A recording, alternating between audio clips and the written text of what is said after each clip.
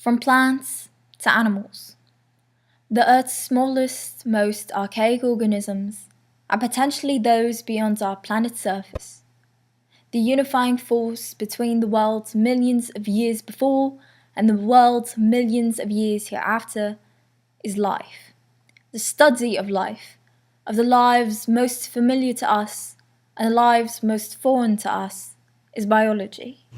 All living organisms are composed of at least one cell, obtain and use energy, grow, respond to their environment, adapt to their surroundings, and reproduce. Of all the criteria that characterizes life, reproduction is the determining factor of whether or not a species will survive.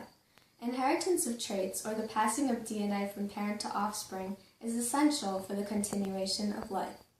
Though the scientific world has a clear understanding about inheritance today, much of what we know is based upon the work of Gregor Mendel. During the mid-1800s, Gregor Mendel, an Austrian monk, conducted an experiment following the presence of traits from parent to offspring in over 20,000 pea plants.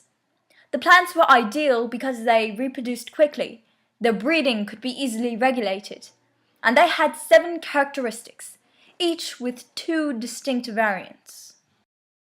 Mendel earned the title the father of genetics when he founded the law of segregation and the law of independent assortment. The law of segregation pertains to the inheritance of one trait and has 4 components.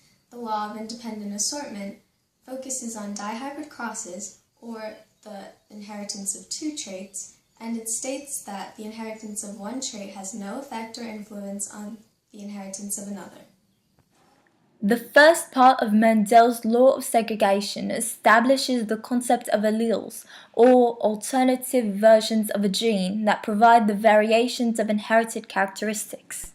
It is the reason one of these dogs has a yellow coat and the other has a black.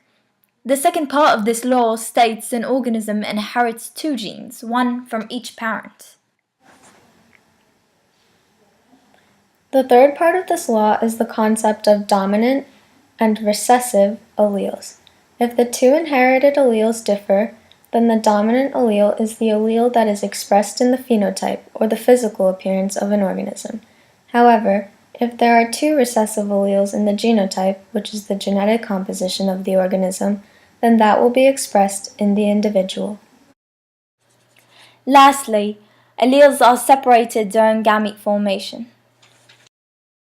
Mendel's second law, or the law of independent assortment, states that during gamete formation, the separation of one allelic pair does not affect or influence the separation of another allelic pair. If an organism has 2 identical alleles, regardless of whether or not they're both recessive or both dominant, then the organism is considered homozygous for the trait. However, if there's one dominant allele and one recessive allele, the organism is considered heterozygous.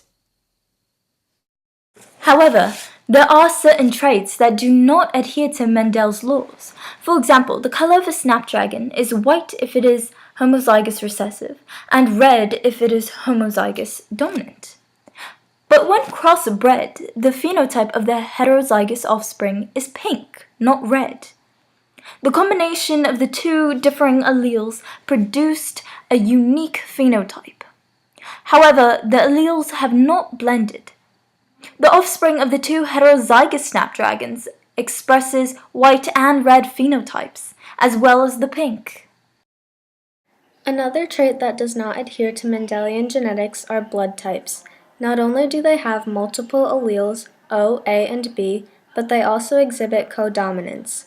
O is recessive, but A and B are both dominant. When the oil A and the water B are mixed, they both express themselves, and unlike incomplete dominance, the heterozygous genotype does not produce an exclusive phenotype.